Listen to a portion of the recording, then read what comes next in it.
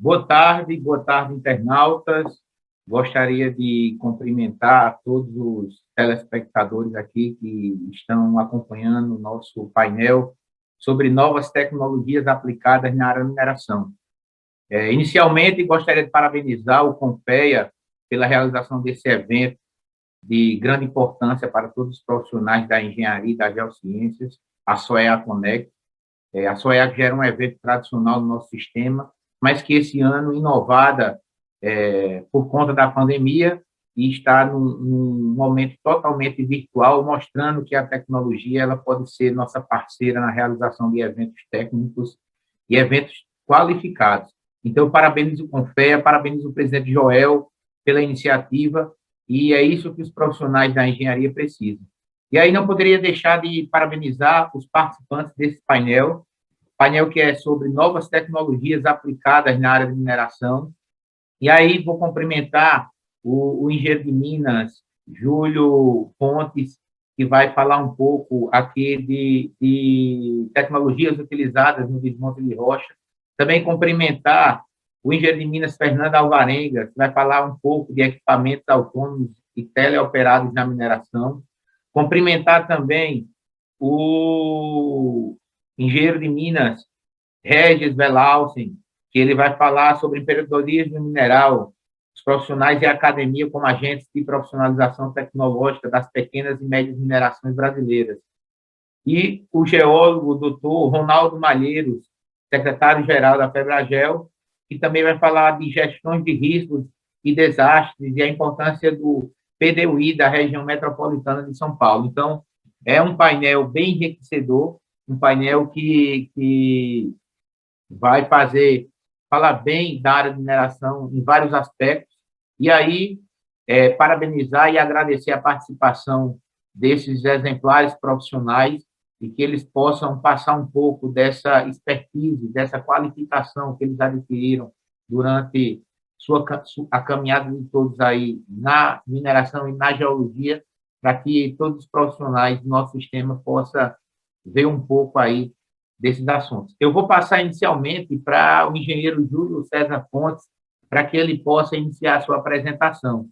Ao fim, eu vou dando sequência às apresentações e os telespectadores que necessitarem ou quiserem fazer perguntas, eles podem ir fazendo perguntas, nós vamos captando e anotando, para que no final das 4 apresentações a gente possa fazer a pergunta especificamente para aquelas pessoas, ou até para os 4 que possa ser que tenha alguma pergunta que aí os 4 queiram responder, então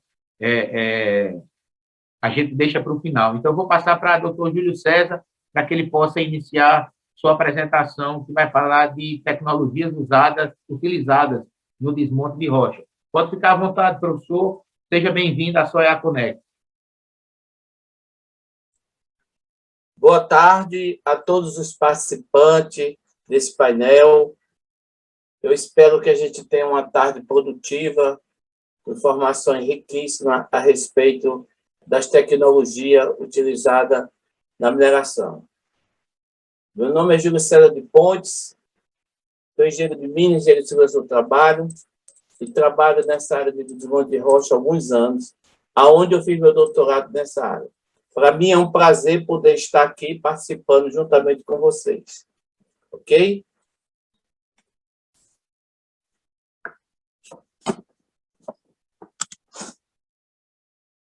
O explosivo é a energia que gera desenvolvimento. Com a ajuda do explosivo, nós conseguimos alcançar resultados benéficos na nossa qualidade de vida. Então, a utilização das novas tecnologias no desmonte de rocha minimiza o custo energético nas seguintes etapas da operação de mina, como carregamento, transporte e beneficiamento.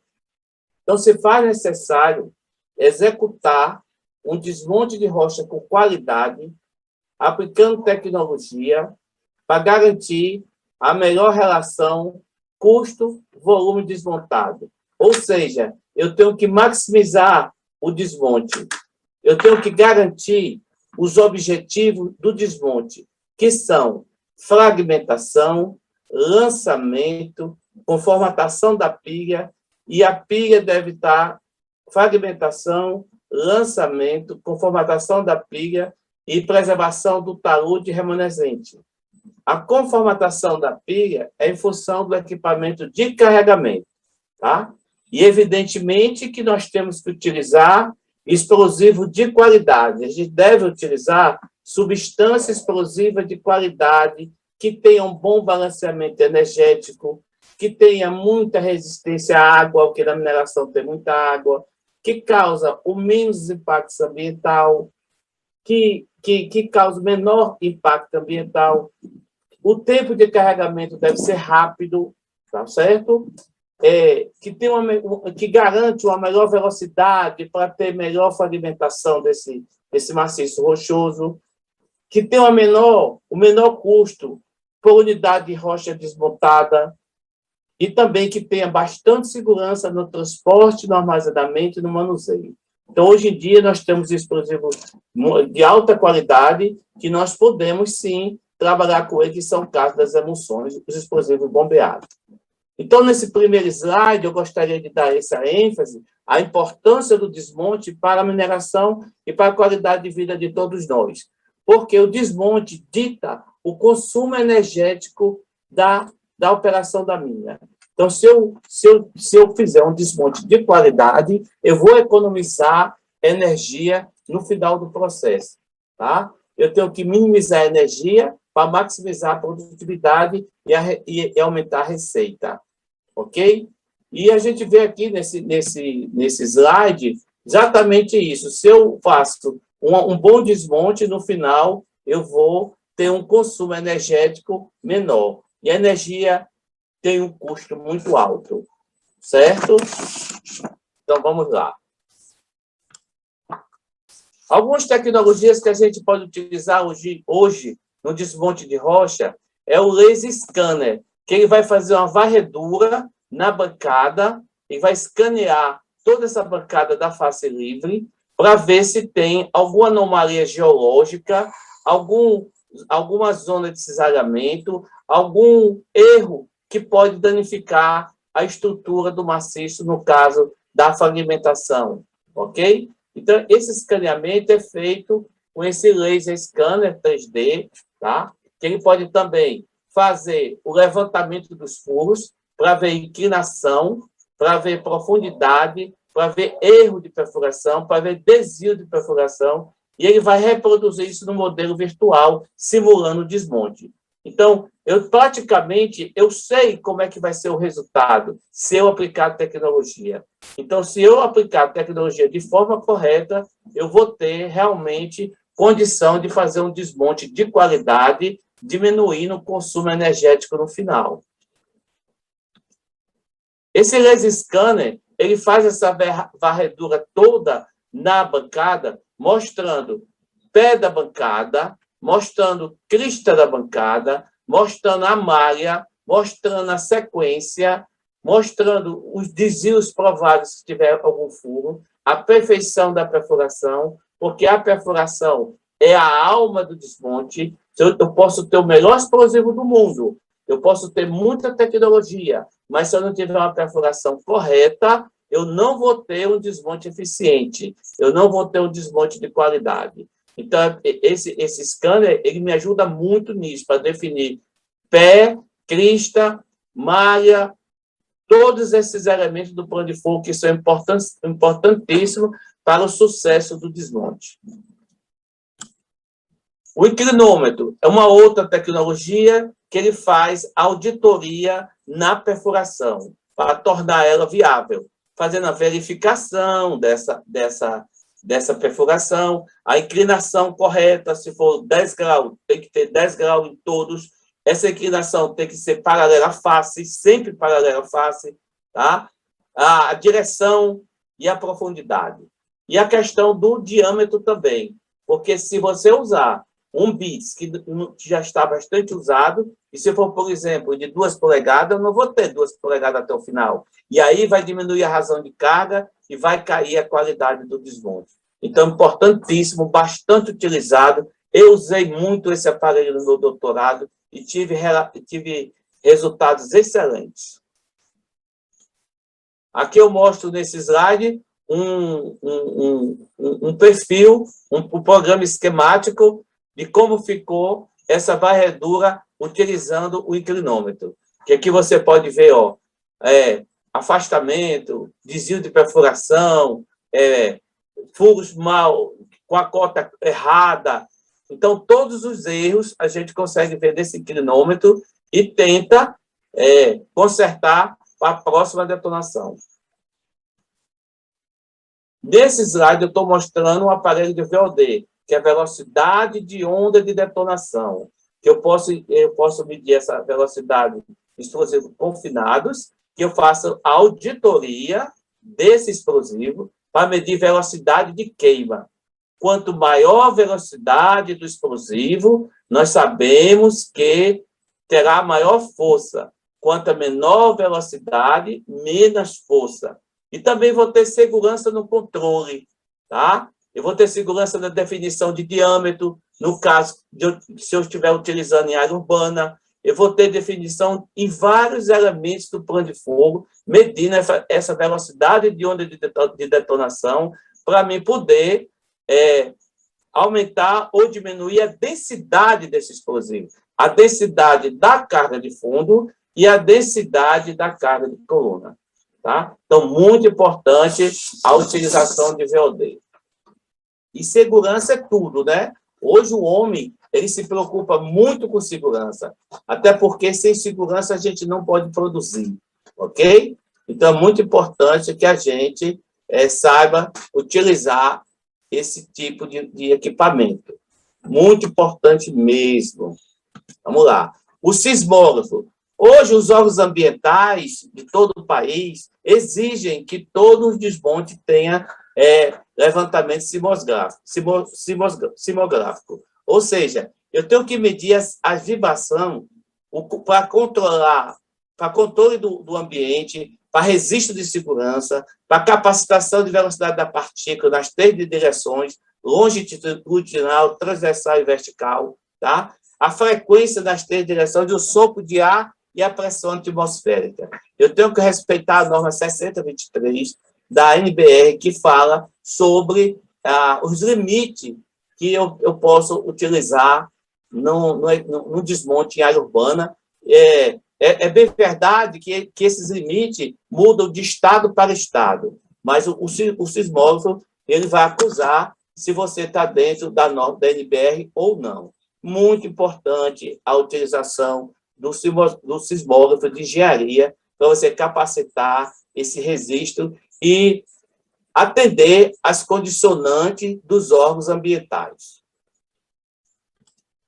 Análise fotométrica é uma ferramenta muito utilizada, aplicada quando eu faço o desmonte in situ, relatório de fragmentação instantânea. Eu sei na hora qual é o percentual que vai passar no britador primário.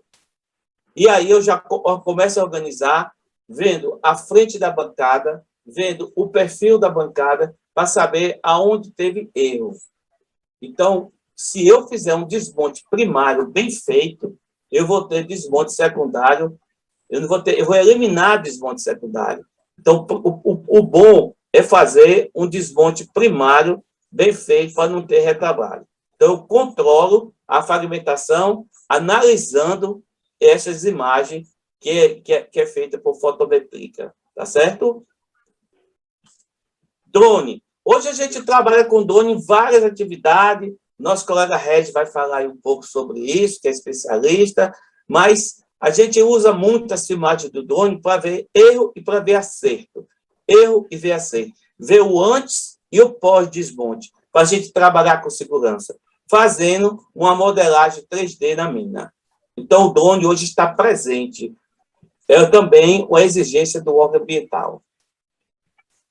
O simulador de desmonte. Nesse simulador, a importância de dados de VOD, da velocidade de onda de detonação, do inclinômetro, do scanner e do sismógrafo vão se juntar, vão ser captadas para me fazer a minha previsão de fragmentação, previsão de vibração, remodelar a geometria do fogo, né? Eu vou remodelar malha, eu vou remodelar inclinação, eu vou remodelar tampão, eu vou remodelar sulfuração e temporização, que é o sequenciamento, tá? Então, muito importante eu ter essa geometria, porque eu não posso fazer tampão muito curto ou muito longo, porque o explosivo só atua onde ele está. Eu tenho que remodelar a malha em função do resultado. Eu tenho que remodelar a inclinação, tudo em função do resultado. Então, se eu tenho esse simulador, eu tenho a condição de ainda no escritório, no computador, no software, fazer esse tipo de registro. Realizar esse tipo de trabalho que você tem uma perfeição, e hoje existem vários softwares que eu posso fazer esse simulador. E aqui eu vou dar o exemplo de um. Olha, preste bem atenção. Aí ele mostra a sequência de saída, né? Um fogo grande, grandes volumes, tá? Amarrado em diagonal fechada, que vai ajudar a trabalhar a quebra desse material em cima, tá? Esse simulador, ele é perfeito, porque aí eu vou ver o resultado dele no final. Ok? E aí vem agora uma nova tecnologia que está no mercado, chamada Pyroblaster, que é uma cápsula geradora de gás instantâneo, que não forma onda de choque, é um artifício pirotécnico, gerador de gás, porque todo explosivo gera gás, e a cápsula do Pyroblaster também gera gás. 1 quilo de explosivo que transforma em 1.000 de gás, tá? E esse tipo de artifício pirotécnico é um artifício que é utilizado em área urbana, em área de prevenção ambiental, em áreas com equipamentos e maquinários. Então, onde eu tenho restrições do uso da substância explosiva, eu tenho que utilizar, e às vezes o cliente exige que só possa ser utilizado a cápsula Pyroblaster. E aí, quando a gente fala de tecnologia, a gente fala de custo, não é? A gente fala em otimizar o custo com eficácia e eficiência. Como isso? Coletando registro com essas tecnologias, analisando os dados, sugestões corretivas, acompanhamento. É assim que a gente diminui, é assim que a gente otimiza custo. Ok? Então, quantificar resultado no controle, no indicador de desempenho, no indicador de rendimento, mais otimação, aí sim, eu tenho uma verdadeira relação custo-volume desmontado. E o controle de custo. Quanto custa seu desmonte? Você tem que saber quanto é que custa seu desmonte. Quanto custa seu retrabalho em cada operação? Desde a perfuração até a iniciação. O que fazer para reduzir esses custos? E aí eu fiz um comparativo entre as 3 modalidades que existem, que é o explosivo, o Pyroblaster e a massa expansiva. Ou seja, qual é a vantagem dos explosivos? Maior segurança no carregamento, ele só detona se tiver o iniciador. Tá? A produção é mais rápida, o custo é mais baixo em relação aos outros dois, do Pyroblaster e a argamassa. Tá? Tem uma excelente fragmentação, tá? E a produção vai. E a desvantagem é os efeitos negativos do desmonte de rocha, que é ruído, vibração e sopro de ar. Gera transtorno para a população e o maior entrave dele também com relação à burocracia do Exército, que é fiscalizado pelo Exército. Então, tem que ser tudo feito. Hoje facilitou que tem um SICOEX. Tá? A argamassa, maior segurança na operação, é uma desvantagem. Ele tem ausência de ultralançamento, de ruído, de vibração, tá? E não requer também permissão do uso pelo Exército. A desvantagem é o custo, é 5 vezes maior do que o explosivo. Então, quando a gente está falando em relação custo, eu tenho que colocar custo na ponta do lápis, tá? Ok? E o Pyroblaster, né, é fácil de manusear, não é fiscalizado pelo Exército, não tem baixa vibração, segurança no transporte. Agora, o custo dele é 3 vezes maior do que o explosivo, certo? Então, o processo de fragmentação é lento, a produção anda lenta, e ele tem uma desvantagem também, que as cápsulas que não detonam, quando passam o equipamento de carregamento e transporte em cima, elas defragam, né? Não detonam, elas defragam. Ok? Vamos lá. Então, para terminar aqui a minha apresentação, que o tempo é muito pouco, eu deixo aqui uma mensagem do nosso saudoso amigo José Mendes de Souza, que ele falava: se o agro é pop, a mineração é top. Muito obrigado a todos. Fica à disposição para qualquer dúvida.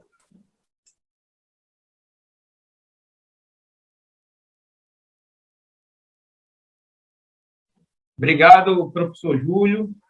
É uma satisfação poder sempre ouvir suas apresentações, assistir suas apresentações, você que tem o dom de ser professor, tanto pelo conhecimento como pela simpatia. Então, muita satisfação, meu amigo.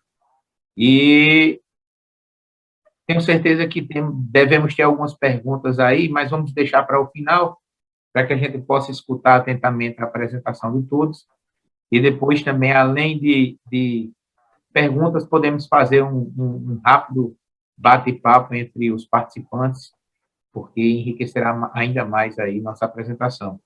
Eu gostaria de chamar agora o engenheiro de Minas da Vale, doutor Fernando Avarenga. Satisfação poder encontrar ele aqui nesse painel e dizer que o Confea fica muito lisonjeado aí com essa oportunidade aí de poder acompanhar um pouco de sua experiência e sua sabedoria. Fique à vontade, meu amigo. Ok. Deixa eu compartilhar a tela aqui.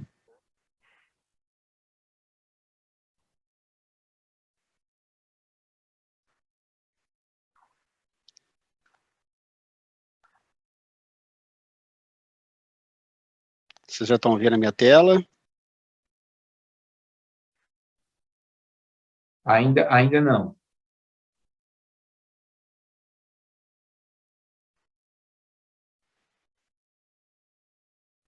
Me falem aí quando vocês estiverem vendo.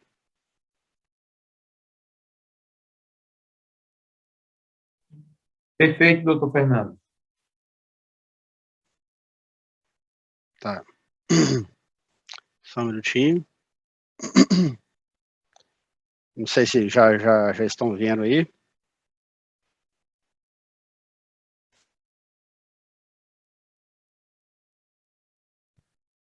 Tá ok, tá. Tá no módulo...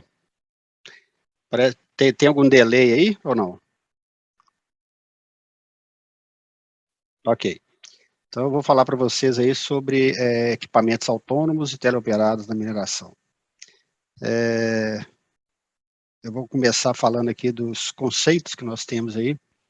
Os conceitos de mina autônoma, ela passa aí por uma trilogia aí, entre tecnologia, pessoas e processos. Até, antes de começar aí, parabenizar o professor Júlio aí pela bela apresentação, Júlio. E eu vejo que os processos autônomos de mineração para perfuratriz, eles podem alavancar muito aí os projetos que você tem aí com relação a desmonte, pela perfeição, pelos trabalhos lineares. Isso aí pode colaborar muito aí com os trabalhos que você tem. Falando então da tecnologia, é realmente um modelo diferenciado, né? Você tem isso aí nos seus processos aí de tecnologia autônoma, você traz, vamos dizer, um modo diferente de se trabalhar. Você tem aí com relação aos seus movimentos de utilização do ativo, a tecnologia é bem distributiva. Para isso, você tem que realmente ter muito cuidado, muita atenção, aprofundar os seus conhecimentos para que você tenha realmente o retorno que você quer ter com essa tecnologia. O que você ganha com a tecnologia, ela está muito nos seus ativos, nos ativos que eu digo, nos caminhões, nas perfuratrizes, nos tratores. Você tem uma utilização muito maior quando você trabalha com a tecnologia autônoma. Você tem ganho de velocidades aí, as velocidades aumentam, isso aí é produção. Você está ganhando em produção quando você faz isso. Você tem, com relação às malhas de perfuração, que o professor Júlio comentou aí, você tem muita precisão nas suas malhas, você tem precisão na cota XYZ, onde você perfura exatamente o que você precisa, sem perder material de desgaste, porque os materiais se desgastam quando você perfura, como também explosivo. Então, isso aí tudo vem a agregar valor quando você trabalha com as tecnologias autônomas. Essas operações aí realmente se tornam bem robustas e ajudam a reduzir os seus custos. E nisso eu digo que na tecnologia também é importante salientar que a gente tem que ter a rede de comunicação, ela tem que ser muito precisa, muito boa. Você tem que ter quase que 99,9% de disponibilidade para que você consiga efetivamente ter os seus equipamentos operando aí. Pelo plano de processos aí, você tem um modus operandi diferenciado. Você tem uma mudança, né? O seu mindset tem que mudar. Você sai daquele modelo convencional de estar mais presente na mina para passar para o mundo virtual. Você passa a trabalhar em cima de monitores. Você tem sua frequência de ir na mina, mas isso modifica. Você fica muito através de monitores para poder gerenciar seus processos. E até mesmo com relação às pessoas de planejamento de mina, a cabeça tem que mudar, porque você não mais vai adequar o seu equipamento à mina. Os processos de mina que tem que se adequar à tecnologia. Isso eu digo com relação a larguras de banco, a pavimentação das pistas, que tem que ser muito boa, os raios de curvatura. Então, você tem que adequar a tecnologia para justamente sugar dela o máximo que ela pode te dar. Isso aí é muito importante. E os seus processos também com relação não só na parte operacional, mas também na parte de manutenção e a parte de telecom que a gente chama, que é o pessoal que cuida dessa infraestrutura de rede, essas mentalidades têm que mudar. Você tem uma máquina base, que é o pessoal de manutenção, você tem que ter seus sistemas muito redondos para que isso aí possa realmente, quando você coloca um kit autônomo, que você realmente possa ter o retorno disso aí, mas tendo o que a gente chama de máquina base, que é um compressor, que é um motor, que é um sistema de transmissão muito bem ajustado, para que você tire o máximo da sua tecnologia. Porque uma das máximas que a gente diz é o seguinte, que a tecnologia autônoma, ela não aceita desaforo. Então, se você tem algum equipamento, algum conjunto, um subconjunto com problema, a tecnologia autônoma, ela vai te mostrar que aquilo não está legal, e você tem que realmente se ajustar. E outro ponto são pessoas. As pessoas têm que estar qualificadas. É um grande benefício que ela traz, que é justamente tirar as pessoas do risco. Você não tem mais elas expostas àquela tarefa, você coloca essas para trabalhar a partir de um centro de controle. E isso é um grande mote que a gente tem com a tecnologia autônoma, que é retirá-las do risco. Mas você tem que investir, você tem que capacitar essas pessoas para que elas realmente saibam operar. É o que eu falo, você não tem que ser um programador, você não tem que fazer linhas de programa para poder atuar na mina autônoma, mas pelo menos você tem que ter um conhecimento mínimo entre baixar um arquivo, fazer um upload, um download, entrar num determinado diretório, pegar esse arquivo para colocar na perfuratriz, para poder fazê-la perfurar. Então, um mínimo de conhecimentos nessa área você tem que ter. Então, você tem que capacitar as pessoas. E para isso é muito importante que você tenha o quê? Você tenha a gestão de mudança. Você tem que ter as pessoas de gestão de mudança com você para permitir que isso aí realmente seja efetivo e você consiga tirar das equipes esses ganhos. Eu gosto de mostrar muito essa foto aqui, que eu estou vendo aqui que tem um certo delay, tá, pessoal? Eu já estou mostrando aqui uma foto, mas eu estou com outro computador aqui do lado, eu vejo que parece que ela não apareceu ainda. Mas eu vou falar aqui, senão o tempo não vai dar. Já tá? Ah, então tudo bem, então beleza, então tá jóia. Eu pensei que tinha um delay aqui. Isso aqui é uma figura que eu gosto de mostrar, que é muito interessante. Eu faço uma pergunta aqui, desses dois modelos que a gente está apresentando, o que seria um equipamento tripulado, com o operador dentro da cabine, o que seria feito por um equipamento autônomo? A princípio, nos leva a dizer que o da esquerda seria o tripulado, um operador onde eu tenho ali alguns vazios, eu não tenho muito bem o preenchimento total da pilha, e o da direita eu concordaria que seriam os autônomos, porque é muito a perfeição, né, na colocação dos montinhos é muito boa. Mas, ledo engano, os dois são sistemas autônomos. Mas o que eu quero mostrar com isso aqui? É que não adianta eu ter uma tecnologia de ponta, eu ser o suprassumo da tecnologia, mas se eu tenho as pessoas, vamos dizer, engajadas, as pessoas tentando sugar ao máximo dessa tecnologia, com processos bem definidos. Isso aqui é caso real. Isso aqui foi a implantação da nossa primeira mina autônoma, tanto no Brasil como na Vale. Essa foi a nossa primeira mina, que foi na mina de Brucutu, e eu participei efetivamente disso. A gente percebeu que com a maturidade, com o ganho de conhecimento que nós tivemos, nós passamos a trabalhar de uma forma muito mais organizada e ordenada. Então, olhar a figura da esquerda e da direita nos mostra que integrar a tecnologia, os processos e as pessoas, ela é fundamental para que nós possamos ter os ganhos que ela nos traz. Então, fechando isso aí, essa trilogia de pessoas, de processos, né, e de tecnologia, é importante a gente ter em mente que a gestão de mudança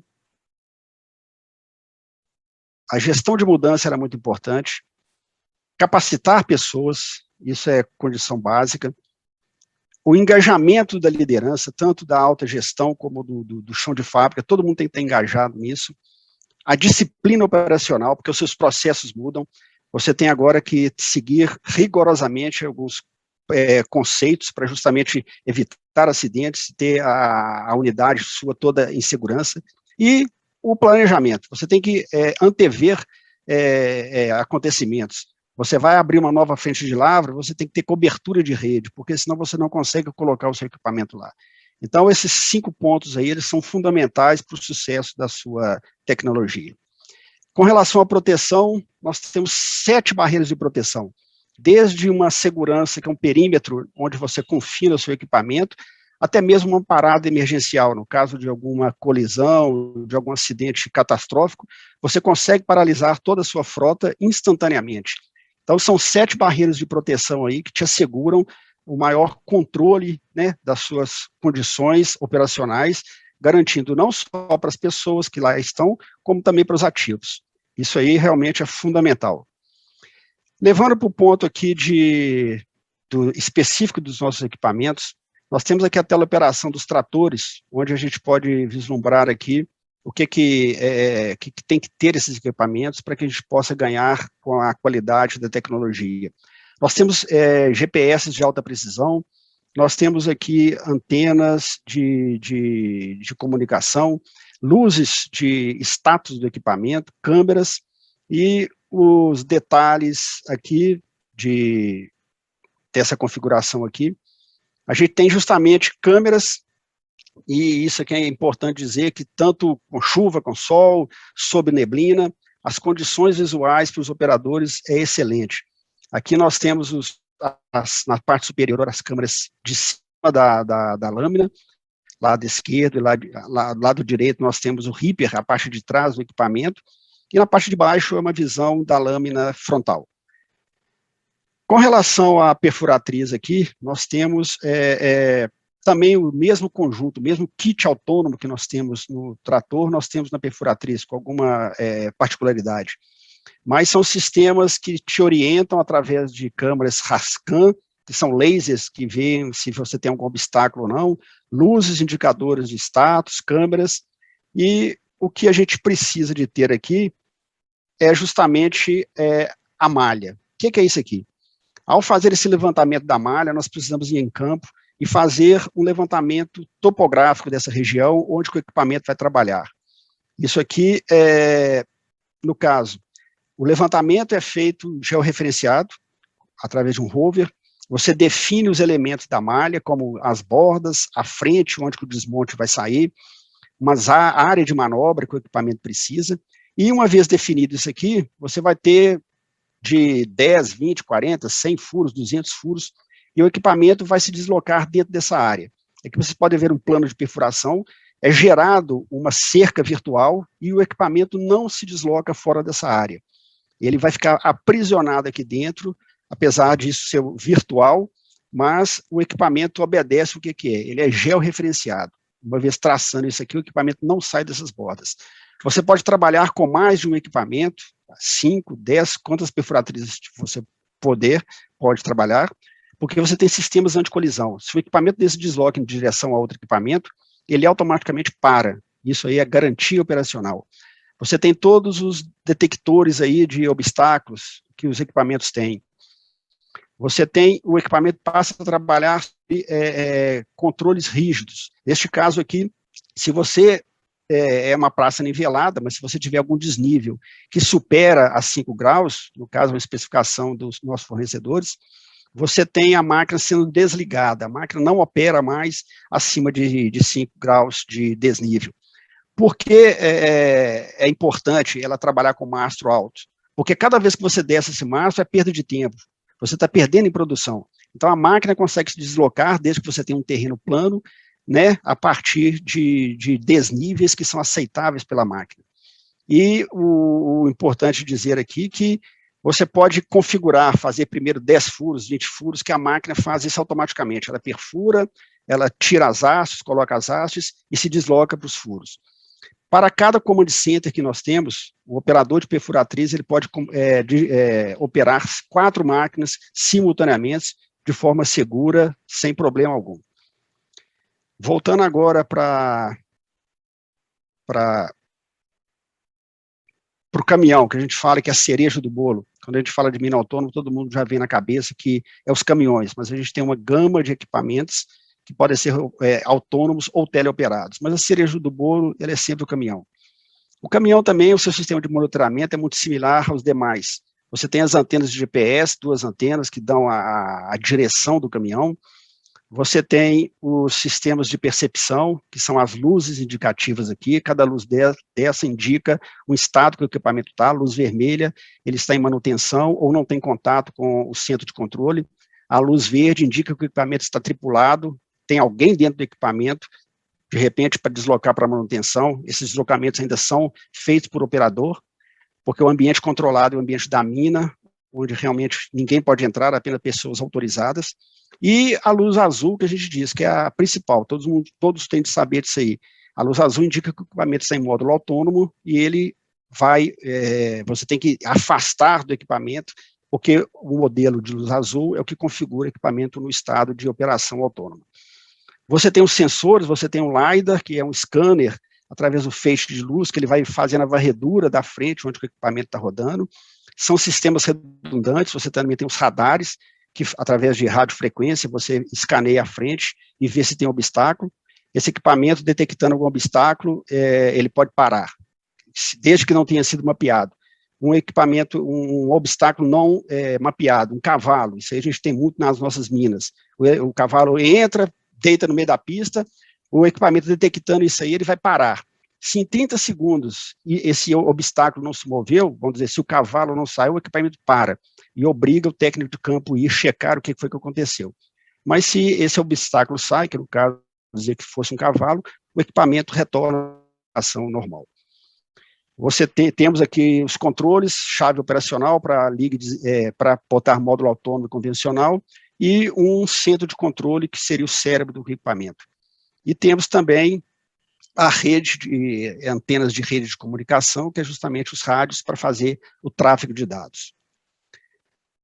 Falando agora em modelos diferentes, né, o que a gente tem com um caminhão autônomo ou tripulado versus um convencional.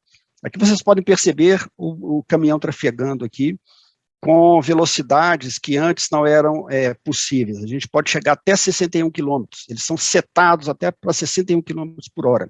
Não é que eu vá atingir, para mim atingir 61, eu tenho que ter uma pista muito bem pavimentada, eu não posso ter obstáculos nenhum na pista, porque isso aí interfere, eu tenho que ter larguras aceitáveis, mas a gente pode setar esse caminhão até 61, coisa que anteriormente com caminhão autônomo, com caminhão convencional não era possível, porque lá dentro eu tenho um operador, então eu tenho normas, tenho a NR22 que regula tudo isso aí, mas com a tecnologia autônoma isso é permitido.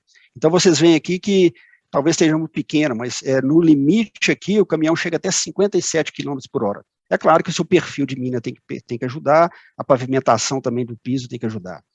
Outros ganhos que nós tivemos aqui foi as manobras que nós temos. Então, é o que eu digo, os procedimentos nossos tiveram que mudar. Essa manobra que o caminhão está fazendo aqui agora, que é essa aqui de virar e parar, que a gente chama de pré-manobra, nos caminhões convencionais ela não era permitida, justamente por problemas anteriores que nós tivemos de acidente. Hoje isso aí já é possível, o caminhão para em pré-manobra, isso aqui já é ganho operacional. E quando eu falo em ganho operacional, a gente reduziu em 70% as manobras dos caminhões. E vocês percebem que à medida que os caminhões eles vão andando, Essas pistas, elas vão mudando de cores. Isso aqui é tudo, é um script que a gente tem no sistema operacional deles. A azul quer dizer que o equipamento está liberado. A verde, ele tem permissão, mas ainda não está liberado para trafegar. Então, cada uma dessas colorações está indicando que o equipamento está se movimentando e está tendo permissão. Igual aqui, ó, ficou todo azul. Ele tem permissão para ir. Aqui ele vai ficar azul, que vai dar permissão para ele poder trafegar e entrar de ré. Então, isso é muito seguro, todo o sistema é muito seguro, e é isso que é importante nas nossas operações. Outros ganhos que nós tivemos, que são os basculamentos em ponta de aterro. Nós tínhamos, anteriormente, esses caminhões aqui no modo convencional, eles paravam a 10 metros da crista, por segurança, porque nós tínhamos operadores lá dentro. Com a tecnologia, nós podemos aproximar isso aqui quase a 1 metro da crista. E isso aí nos evita o quê? Anteriormente, parando a 10 metros, a gente colocar um trator empurrando material para as cristas, para poder conformar. Com os caminhões autônomos, eu tiro essa tarefa do trator, deslocando ele para outras atividades. E os ganhos que nós tivemos aqui foi que até mostra aquela figura que eu mostrei no início, entre o que poderia ser convencional e não. Ele me permitiu fazer basculamentos, aí, dependendo da altura da bancada, entre 6 ou 8 basculamentos no mesmo ponto. Isso aí é expressivo quando a gente tem a grande dificuldade que nós temos hoje, que são espaços para poder gerar as nossas pilhas de estéreo. Isso aí são ganhos realmente expressivos nas nossas operações. Você tem uma praça, né, com a drenagem bem acabada e reduz o serviço de infraestrutura de trator. Outro ponto que é o que a gente chama de basculamento em contrapilhamento, que é o bascular o equipamento no mesmo piso. O equipamento, algumas manobras que também não se podíamos fazer com equipamentos convencionais, que é operar com a báscula alta, porque por algum desnível o caminhão poderia vir a tombar e eu ter o operador lá dentro, isso aí, né, é um acidente envolvendo pessoas, e isso é o que a gente não quer, mas com a autonomia, com a tecnologia, isso foi permitido. Com isso aí, tivemos ganhos de espaço, 8% nos espaços aqui, porque eu trabalho, cada conezinho desse aqui, eu tenho aqui de 8 a 10 basculamentos, e o tempo também foi reduzido, justamente pelas as reduções de tempos de manobra. Quando vocês, não sei se vocês perceberam aqui, quando um caminhão passa pelo outro, as velocidades diminuem, isso tudo é autônomo, isso aqui é de forma, automaticamente isso é feito ao longo dos seus processos. E os ganhos, o que é o benefício, o que essa tecnologia traz? Um deles é expressivo, que é justamente o CAPEX, você tem uma redução. Para essa primeira mina que nós implantamos, para caminhões convencionais, nós tínhamos um dimensionamento de frota para 15 caminhões. Quando nós fizemos os estudos para caminhões autônomos, nós reduzimos 2 unidades. Então, em vez de 15 caminhões, passamos a operar com 13 caminhões.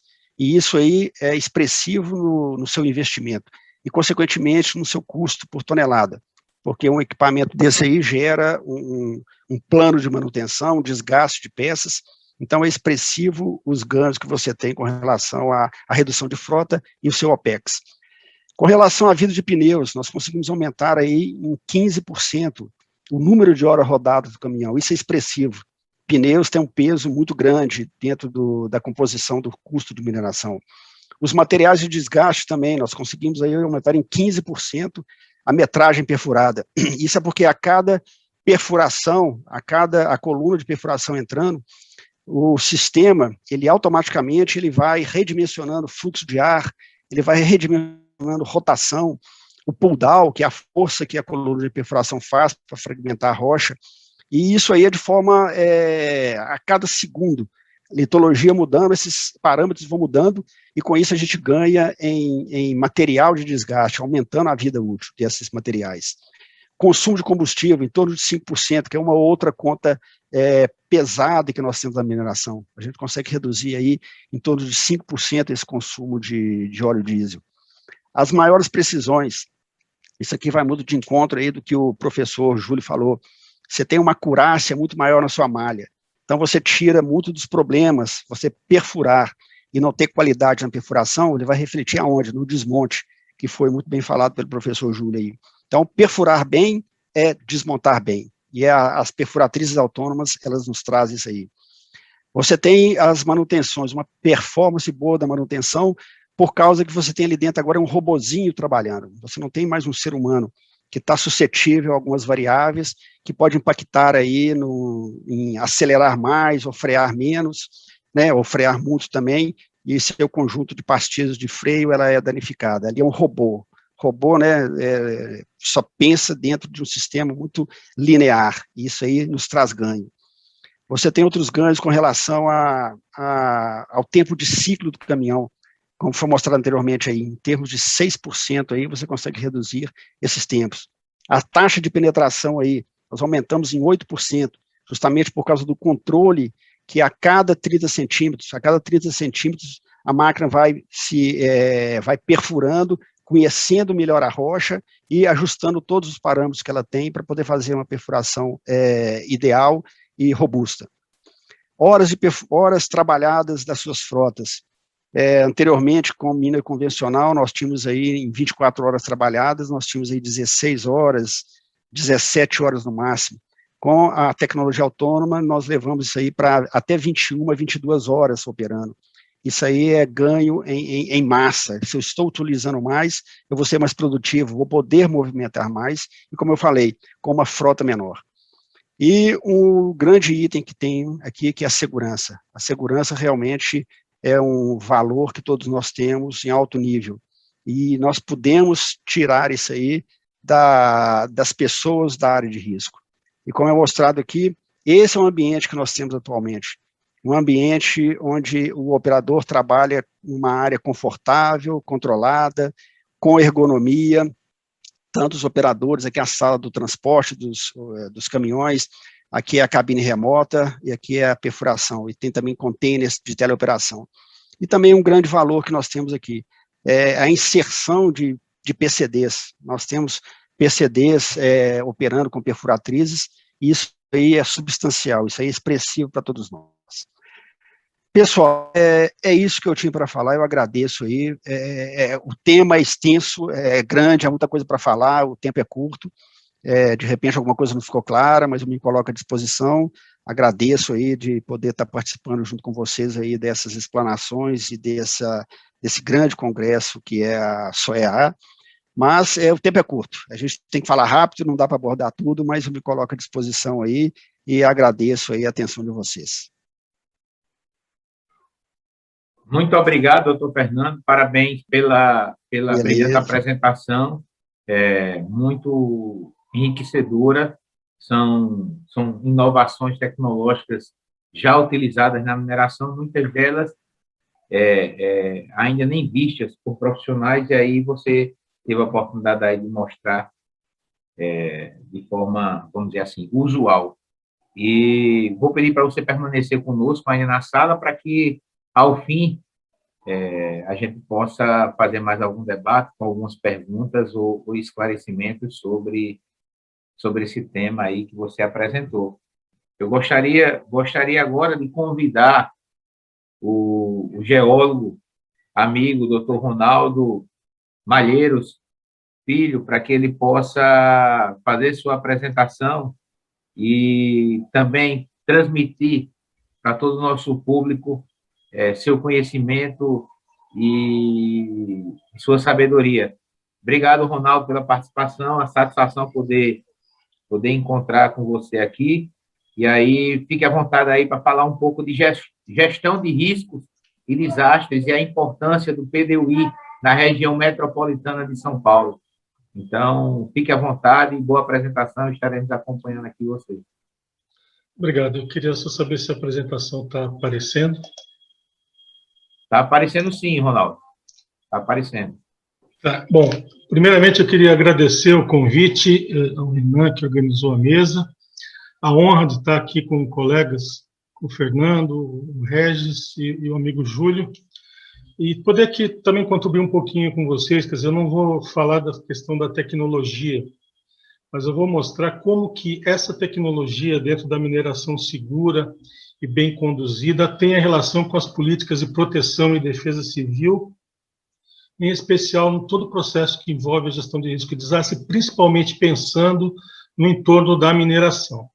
Então, eu vou estar abordando essa discussão e vou estar mostrando uma experiência que nós tivemos aqui na região metropolitana de São Paulo, que tratou dessa questão do PDUI, que foi um Plano de Desenvolvimento Urbano Integrado, que juntou várias cidades, em que a gente conseguiu inserir lá uma governança de risco, para que todos os municípios, depois de aprovada a lei, possam implantá-la, né?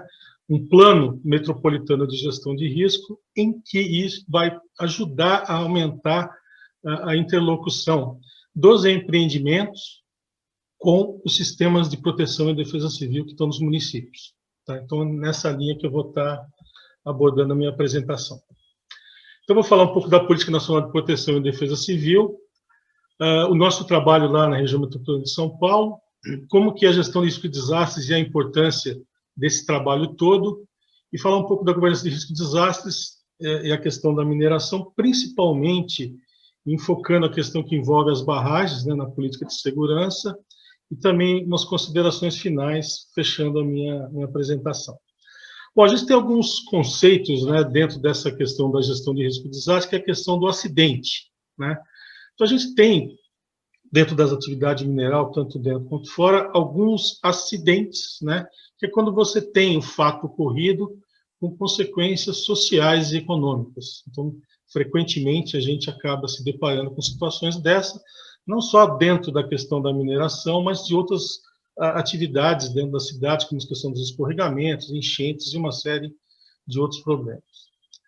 O risco, na verdade, a gente tem aí, né, quer dizer, esse gato está correndo um risco, quer dizer, é uma relação entre a possibilidade de um processo ocorrer, ou um fenômeno, e a magnitude ou consequência dos seus danos sociais e econômicos sobre um elemento dessa comunidade. Então, de certa forma, o risco está sempre associado, né, a essas atividades, principalmente pelo porte que elas têm, né, e todo o seu desenvolvimento. Então, é importante ter muito claro essa questão do conceito de risco. E aqui vem a questão do desastre, quer dizer, quando que a gente pode falar em um desastre? Quer dizer, quando essa magnitude da ocorrência desse evento ultrapassa a capacidade de resposta da comunidade afetada. E aí vem uma coisa importante, que é justamente, quando a gente fala da gestão de risco e desastre, a gente tem que trabalhar muito nas ações preventivas, e aí, pelas apresentações que me antecederam, ficou muito claro que toda essa tecnologia envolvida na atividade mineral, ela é uma ação preventiva dentro da gestão de risco. E quando eu falo nessa questão da gestão de risco e desastre, eu estou focando principalmente o entorno da mineração. Quer dizer, qualquer coisa que venha acontecer, a exemplo das barragens, que a gente teve felicidade de acompanhar, vai ter como afetar, né, essa comunidade do entorno. Como é o caso que eu comentei, a questão da barragem do Brumadinho. Então, isso é um desastre que teve dimensões aí, que muitas vezes, não só pela área que ele atinge, né, mais de um município, mas também em função da própria capacidade de resposta, né. Então, quando a gente fala na gestão de risco de desastre, a gente fala muito em prevenção, mas também no planejamento do atendimento à emergência, tá? Então, a gente tem que ter muito claro isso, então tudo isso tem que ser feito no momento de paz de forma permanente, numa interlocução entre o empreendimento e as cidades aí que estão no seu entorno. A gente fala muito nos riscos, né? Então, por exemplo, eu atuo aqui na Prefeitura de São Paulo, né, com a questão dos riscos na defesa civil, envolvendo os riscos geológicos, né, os hidrológicos, as enchentes e escorregamentos, mas nós estamos trabalhando muito uma tipologia de risco que vem ganhando espaço no processo de gestão de risco, são os riscos tecnológicos, em que a gente insere aí os riscos que envolvem atividade de mineração, como o rompimento de uma barragem, um ultralançamento de fragmento, um acidente com um produto perigoso, um avião que cai, um trem que descarrila. Então, toda essa gama de riscos estão dentro do que nós estamos chamando de riscos tecnológicos. Então, é nessa linha que a gente tem que entender e inserir a mineração. Então, como eu falei, os naturais, geológicos e hidrológicos, né? E aqui os tecnológicos, em que eu destaco aqui, por exemplo, dentro dessa sequência de exemplos, né? A questão do rompimento de barragem e ultralançamento em pedreiras. Então, por exemplo, na própria apresentação do Júlio, quer dizer, toda a tecnologia que ele apresentou, até na tipologia da diferença do explosivo, tem uma relação com a segurança das populações de entorno. Por exemplo, aqui em São Paulo, a gente tem pedreiras em áreas urbanas, em que, por problemas na condução desse processo de detonação, tem ultralançamentos frequentes. Então, isso acaba gerando para essa população do entorno uma situação e um cenário de risco que a gente tem que, a cada momento, integrar dentro dos planos aí de contingência. Todo o nosso trabalho hoje, quando a gente discute toda essa política, né, de proteção e defesa civil, a exemplo de todo o ordenamento da atividade mineral, eu falei da questão da política de segurança de barragens, nós temos a legislação que organiza essas políticas. Então, no caso, quando a gente fala em proteção e defesa civil, essa legislação de 2012, que, na verdade, ela veio à tona depois dos eventos tristes que aconteceram na região serrana do Rio de Janeiro, em que morreram mais de 1.500 pessoas lá com os processos de escorregamento, que veio essa legislação que, na verdade, ela cria uma política nacional e aumenta a responsabilidade das prefeituras em fazer a implementação dessa política dentro do seu território. E ela abrange ações de prevenção, né, que eu foquei aqui, que são de importância, mitigação, preparação e resposta, tá, voltadas às questões de proteção e defesa civil. Então, veja que todo esse arcabouço da política de proteção e defesa civil, a gente situa aí a relação com a atividade mineral dentro do risco tecnológico. E uma coisa importante, que essa política, a exemplo de que muitas pessoas acabam enxergando, é que ela não é tocada somente pelos órgãos de defesa civil. Quando a gente vê a ocorrência de um grande desastre, o que aparece na mídia são aquelas pessoas que atuam na defesa civil, os bombeiros, né, que são pessoas de grande importância. Só que quando eu falo de gestão de risco e desastre, eu tenho que trabalhar todo um outro contingente de pessoas que estão atuando para evitar que aconteça o evento, né? Então, é atuar nessa questão de prevenção. E eu não consigo, dentro de um município, fazer esse trabalho sem envolver todas as pastas da administração municipal. Então, se eu tenho, por exemplo, uma cidade que está localizada no entorno de uma mineração que tem lá a sua barragem, com todo o seu plano de monitoramento, que mais adiante eu vou mostrar que a própria legislação cobra uma interlocução com a defesa civil local. Se eu não tenho, neste município, um processo de governança de risco de desastre bem implantado, a própria articulação do plano de ação de emergência daquela barragem, daquela mineração, vai ter dificuldade de discutir com esse entorno, que é uma coisa que a legislação cobra. Então, a gente chama muito a importância dos municípios ter esse processo muito bem implantado. Quando eu falo na questão de gerenciamento de riscos, quer dizer, a gente tem diretrizes da ONU, isso vale para o mundo todo, que é trabalhar justa em duas linhas, que é a questão da prevenção e da preparação. Saindo um pouco desse arcabouço mais geral, eu vou entrar aqui em discussão o que a gente fez na região metropolitana de São Paulo, né? São Paulo tem a região metropolitana que envolve 39 municípios. Quando a gente fala em mineração em São Paulo, a gente tem mineração principalmente de agregados, algumas pedreiras próximas às áreas urbanas, algumas estações de areia. Mas o que eu quero chamar a atenção é que esta discussão metropolitana, ela vem com a importância de integrar as políticas, né, em todos esses municípios. Então, aqui só um recorte para vocês situarem, quer dizer, o estado de São Paulo, a região metropolitana, envolve São Paulo e os municípios do entorno.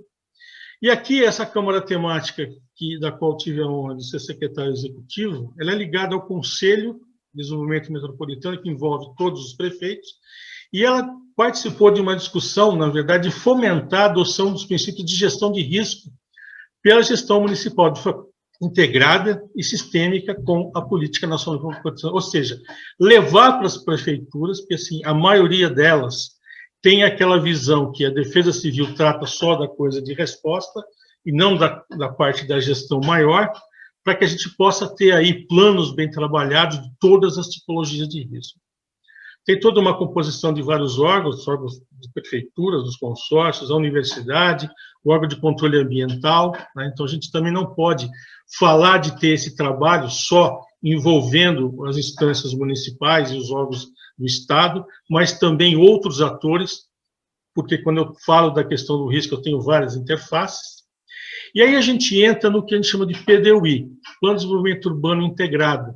Na verdade, esse plano, ele é uma cobrança do Estatuto da Metrópole, né, que cobrou dessas regiões metropolitanas, que estão aí constituindo vários lugares do Brasil, a elaboração desse plano, que tem como grande objetivo integrar as várias políticas, né, que envolvem o desenvolvimento urbano. Aqui eu chamo a atenção também de uma coisa importante, quando a gente se remete às áreas urbanas e o crescimento das cidades, da importância do setor mineral participar também da discussão, quando a gente fala em desenvolvimento urbano, em planos diretores, porque eu vejo aqui por São Paulo, muitas áreas com grande potencial de exploração mineral acabaram ficando de fora desses zoneamentos urbanos, no caso do Pedro foi um exemplo, e muitas vezes você acaba tirando a possibilidade de explorar aquele determinado recurso, porque a legislação acaba congelando essas áreas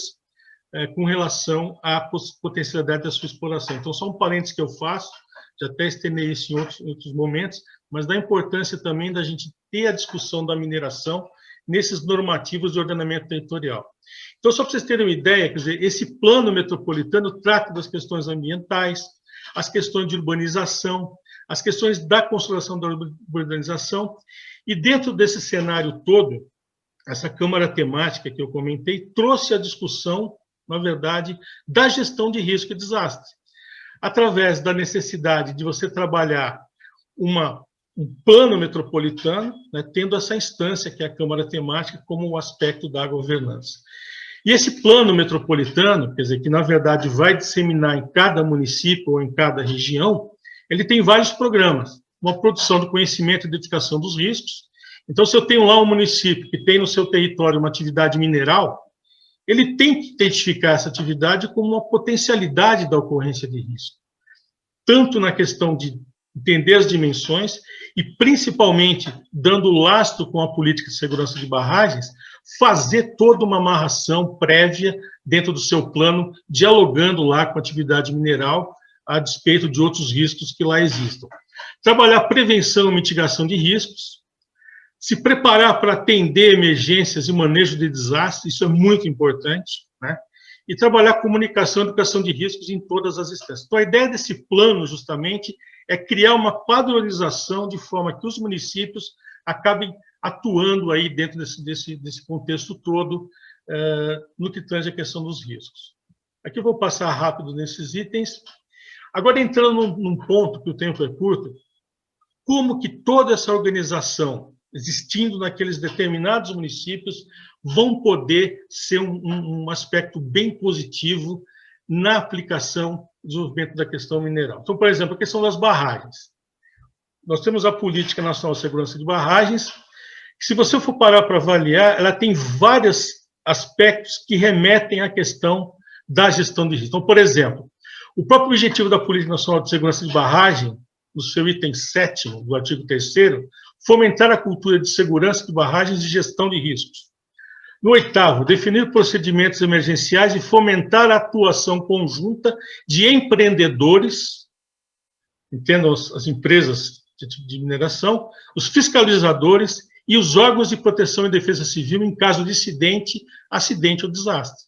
Então, se eu tenho já uma instância de governança de risco muito bem implantada numa determinada cidade, isso vai facilitar colocar em prática a cobrança desse item na questão da Política Nacional de Proteção de Barragens.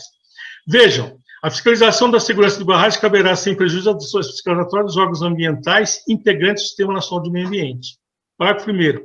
Os órgãos fiscalizadores, referidos no caput desse artigo, devem dar ciência ao órgão de proteção da defesa civil dessas ações fiscalizatórias. Então, vejam que, de novo, essa instância de proteção da defesa civil aparece na discussão.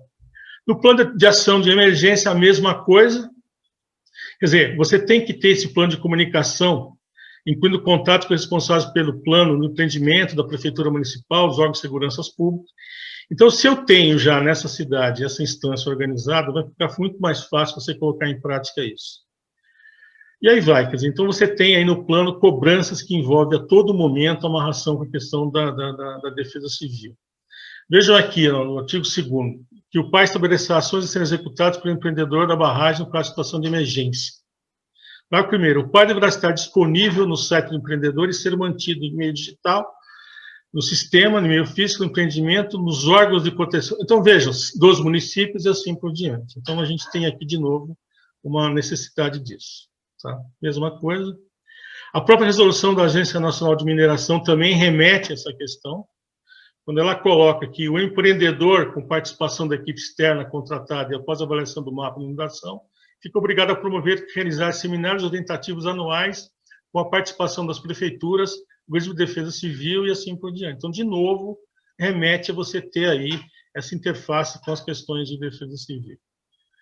E aí vai, também a mesma coisa, falando, né, nessa questão da defesa civil, remete à Lei 12.608. Então, vejo que todas essas normativas estão a todo instante colocando aí a necessidade de ter lá um sistema de gestão de risco e desastre dentro desse processo. Só para a gente encaminhar para o final, que o tempo é curto, quer dizer, esse Plano de Desenvolvimento Urbano Integrado, no caso da região metropolitana de São Paulo, foi uma estratégia para a consolidação de um processo de governança de risco e desastre focado nos princípios da política nacional. A importância da implantação do Plano Municipal ou Regional de Gestão de Risco, incorporando os riscos tecnológicos relacionados à mineração.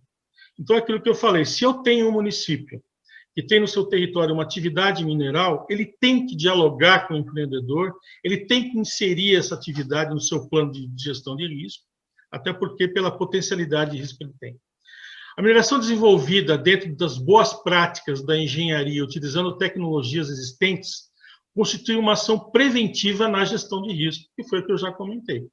Então, cada vez mais a mineração sendo tocada com segurança e usando dessa tecnologia, dentro da gestão de risco, entra como um aspecto extremamente positivo na questão da gestão de risco e desastre. Vejam que a implantação de um processo de governança de riscos e desastres torna-se fundamental na esfera municipal e pela magnitude das consequências na escala metropolitana ou regional. Porque esse plano regional ou metropolitano também preconiza uma integração entre os municípios. Então, isso também reforça, na eventualidade de uma ocorrência, uma ação de resposta também articulada. Esta governança constitui um fato importante para o êxito e eficiência do cumprimento das exigências legais da Política Nacional de Segurança de Barragens, destacando também as normativas relacionadas à barragem de mineração. Então, vejam que é importante eu ter essa governança para fortalecer e consolidar a eficiência de todas as normativas que cobram aí a segurança da condução da atividade mineral.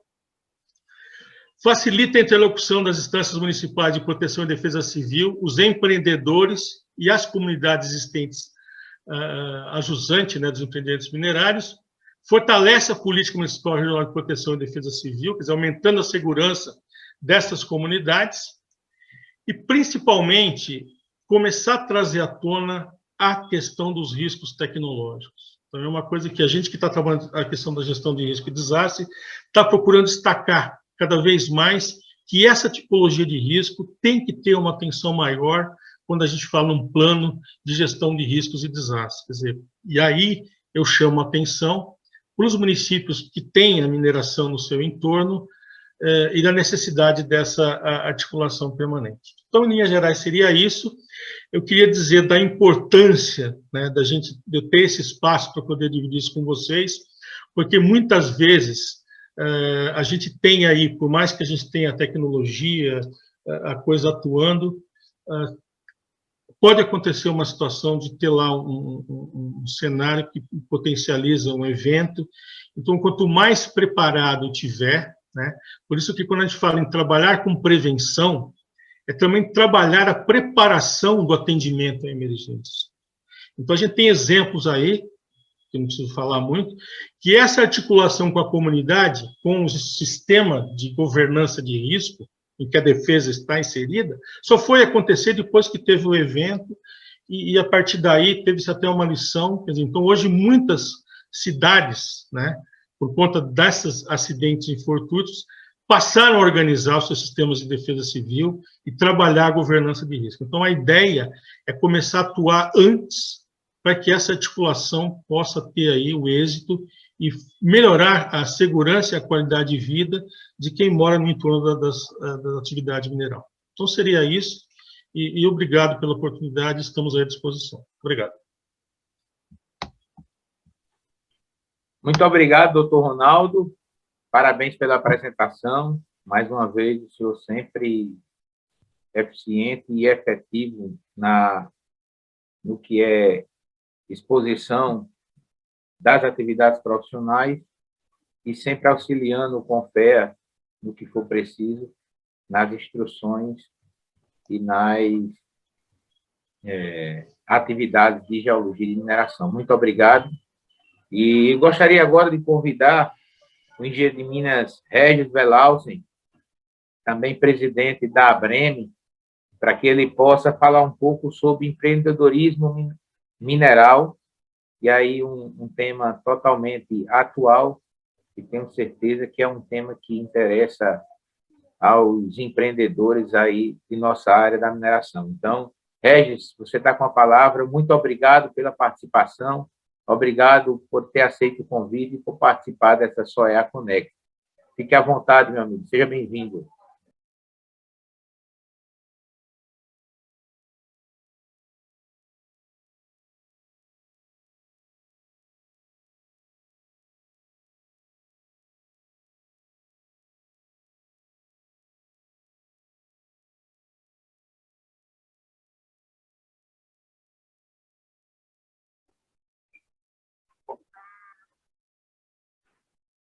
Ok, vamos lá de novo.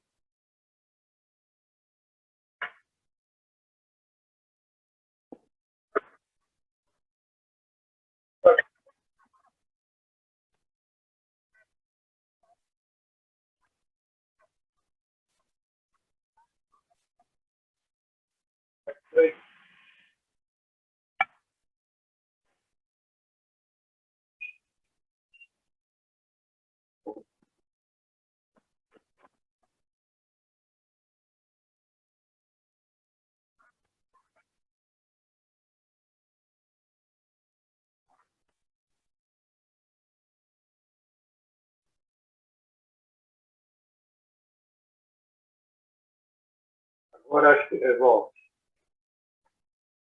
Ok, agora.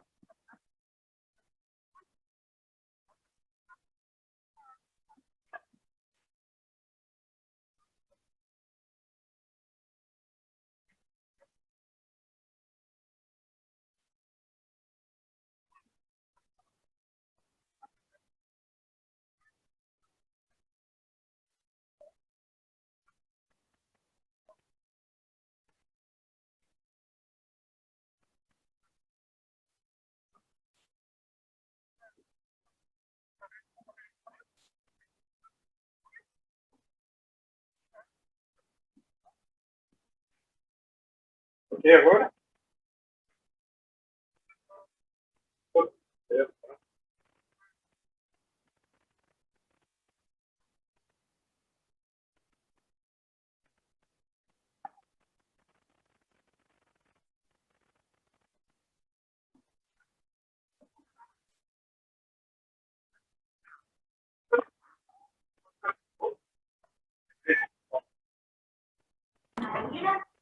Regis, eu acredito que seu áudio está com algum problema que não estamos escutando.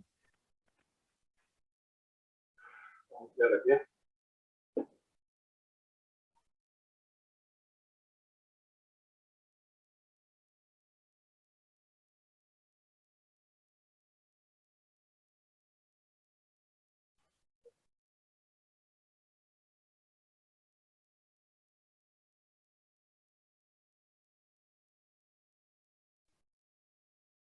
Está me ouvindo agora? Alô? Alô? Não, estamos ouvindo, Regis. Agora ficou bom sua voz. Ok, podemos prosseguir? Estão me ouvindo, então? Perfeito. Ok. Então, retornando, por sorte, à última palestra, não atrapalho algum colega posterior. Boa tarde a todos. Meu nome é Regis Velausen, sou presidente da ABRE, e estou trazendo aqui, em nome da entidade, o lançamento que nós estamos fazendo desse plano, que chamamos Plano de Empreendedorismo Mineral, que obriga a tratar uma área do setor mineral que está praticamente deixada de lado, que é a área das médias, pequenas e microminerações. Vamos seguir já adiante, vamos entender o que são as médias, pequenas e microminerações no Brasil. Essa característica setorial só existe aqui no Brasil ou em países imensos, como Estados Unidos, como Austrália, e na grande maioria dos países do mundo não existe esse setor, porque mineração são coisas muito complexas. E é a nossa riqueza geográfica aqui que nos premiou com esse problema. Hoje, um problema que podemos transformar em uma grande solução. Né? As médias, pequenas e microminerações, elas, em várias tentativas de classificá-las, de identificá-las, esse quadro aqui está apresentando uma consolidação dos levantamentos que se observou nos últimos anos. Então, nós estamos vendo lá que regimes de concessão de direito, nós podemos classificar as minerações por porte pelo volume total de produção anual. Então, nesse caso, uma empresa de grande porte seria uma empresa com uma produção anual de mais de 1 milhão de toneladas, quase todas as minas da Vale do Rio Doce. Depois teríamos médio, ainda em regime de concessão, pequeno e micro. Micromineração com concessão seria uma mina com produção menor do que 10 mil toneladas ano. E aí nós entramos numa outra área, que são as outras formas de concessão, né? A concessão por licenciamento, a concessão por lavras garimpeiras, que a gente está chamando aqui de não concessões. E, finalmente, temos uma área muito grande, muito significativa, que são aquelas que a gente nem sabe exatamente como são. O surpreendente disso são os volumes de empreendimentos existentes no Brasil, que eu chamo a atenção de vocês.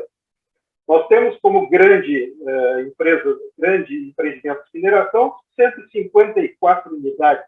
Isso é do ano de 2020. E que representa apenas 0,5% do número de empreendimentos em mineração no Brasil.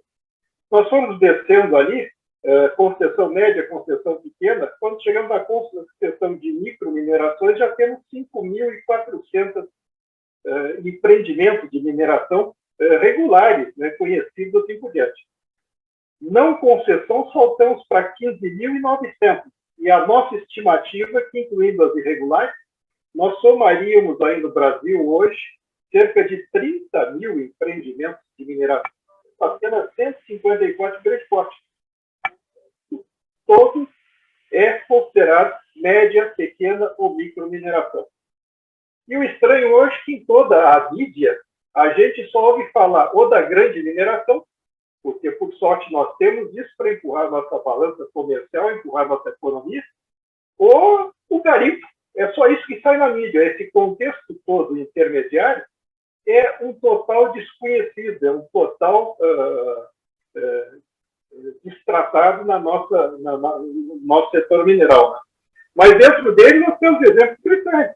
Dentro do contexto de médias, pequenas minerações, nós temos, por exemplo, toda a mineração de areia do mundo, que é a maior mineração, é a maior substância minerada do planeta. Nós temos metade da produção brasileira de ouro hoje é produzida nesses empreendimentos, a maior parte deles nos irregulares. A produção de quase todas as gemas brasileiras e a produção de todos os minerais industriais vem dessa classe de empreendimentos. Tá? E ainda uma série de outros que saltam aos olhos de vez em quando. Eu cito como exemplo, há 2, 3 meses atrás, houve uma enorme apreensão de manganês já pronto para exportação lá no Pará. Todos tomaram conhecimento disso, a Polícia Federal esteve lá em cima, assim por diante. Aquilo, em termos de mineração, era uma simples guia de utilização. Aquilo lá era uma área em pesquisa que, com uma guia de utilização, estava exportando um volume de manganês enorme, sem qualquer contribuição para o país. Então, esse é o contexto do que nós chamamos médias, pequenas e microminerações. Diagnosticando esse contexto, a maior parte dos colegas que são da área não vão ver nenhuma novidade disso, mas aqueles que não são vão se interessar. Primeira característica, geograficamente pulverizadas. Elas estão distribuídas aí por todo o Brasil, principalmente nas nossas províncias minerais e ao redor das cidades, porque são produtoras de bens para a construção civil, principalmente. Né? É um fenômeno brasileiro, um fenômeno tão brasileiro que a gente sabe muito bem que nunca nem player internacional vai vir aqui tratar desse problema para nós. É um problema que nós temos que resolver como fomentá-lo. Né? Elas têm um aspecto muito interessante, que é a capilaridade social desse empreendimento. Elas são geradoras de renda indiscutivelmente e têm uma capacidade de interiorizar o desenvolvimento muito intensa, porque não se pode trazer a jazida para onde a gente quer explorar. Nós temos que levar a tecnologia e o investimento até a jazida. E, com isso, somos obrigados a levar todo aquele desenvolvimento que o investimento precisa ter lá para aqueles rincões. Agora, isso se desenvolveu, na nossa opinião, com base numa etapa que nós passamos da fiscalização do setor mineral, e na qual ela foi muito fragilizada. A burocracia que nós tínhamos algumas décadas atrás começou a promover as simplificações da legislação para resolver o problema. Olha, eu quero minerar de qualquer jeito, então, como é que a gente resolve o problema? O problema começou a ser resolvido no Brasil simplesmente deixando de solicitar, deixando de exigir obrigações que a nossa estrutura legal minerária tem. Então, se deixou de exigir pesquisa mineral, se deixou de exigir plano de aproveitamento econômico, e com isso nós deixamos de ter instrumentos para diagnosticar e para fiscalizar esses empreendimentos. E esses empreendimentos terminaram ficando completamente transparentes do setor mineral. É isso que nós dizemos aqui no final, e acho que todos concordam. Hoje, a maior parte desses empreendimentos de pequeno porte, eles estão escravos da ilegalidade. Em parte, isso é muito interessante para quem quer viver na ilegalidade. Mas os que não querem, eles são escravos disso. Na verdade, é um setor onde nós estamos numa situação de quase faroeste de mineração. E a mídia está começando a mostrar claramente, acho que uma vez por semana, todos estão assistindo aí alguma matéria, em que a própria mídia começa a identificar que existe uma mineração que é organizada e uma mineração que é assombrosamente desorganizada. Ainda anteontem, uma notícia que saiu nos nossos principais jornais mostrou os primeiros resultados da ação governamental de fiscalização da mineração irregular lá na terra Yanomami. Somente até agora, 64 aeronaves tinham sido apreendidas. Vocês imaginam que são 64 aeronaves? Eu acho que um aeroporto de médio porte do Brasil nunca vai ter 64 aeronaves ao mesmo tempo. Isso foi apreendido numa só etapa. Esse é o tamanho da mineração irregular que nós temos no Brasil. Tá? Interessante que, no passado, houve algumas tentativas de se tratar o problema pequenas e médias minerações, mas todas elas, no nosso diagnóstico, esbarraram em duas questões fundamentais. Era evidente que se tinha que levar assistência técnica a esses empreendimentos, colocar tecnologia, colocar melhoras, mas todas as tentativas esbarraram no fato de que os empreendedores nunca dispunham de garantias para poder sequer firmar um financiamento. A jazida não era garantia, a jazida era um bem da União, não podia ser transferido, não podia ser dado como garantia, a situação não existia. Então se criou um ciclo vicioso que nunca se conseguia sair do problema, e o problema só cresceu. Ao mesmo tempo, desde o início do nosso atual século, uma outra coisa muito interessante começou a se formar no Brasil, que hoje nós achamos que é um grande caminho para resolver o problema da assistência técnica, que é o que nós chamamos a bolha de profissionais. Nós estamos vendo aí no gráfico, os gráficos, as linhas demonstram aí o número de profissionais que se registram em todos os CREAs do Brasil por ano. E lá em cima, junto aos títulos, nós temos os totais de profissionais que constam hoje como registrados no sistema CONFIA-CREA. Né? E aqui embaixo nós temos os anos, desde a sequência histórica, desde que começaram os registros. Se percebe primeiro, com muita precisão, que na década de 70, quando foi o último boom da mineração brasileira, houve um aumento do número de profissionais à disposição para esse mercado, e depois isso definhou. E a partir do ano 2000, novamente, começou a haver uma explosão de criação de cursos e registros de profissionais. E essa bolha ainda está no auge. Está começando a dar sinais de arrefecimento, mas ela ainda está no auge.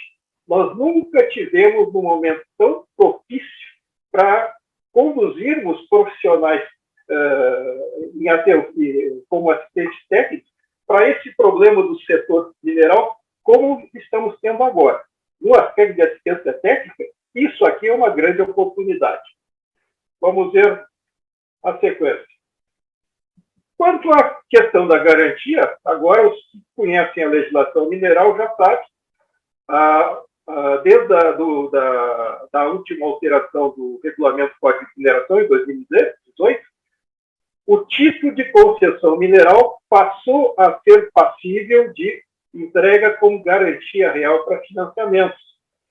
Isso é uma revolução na nossa legislação.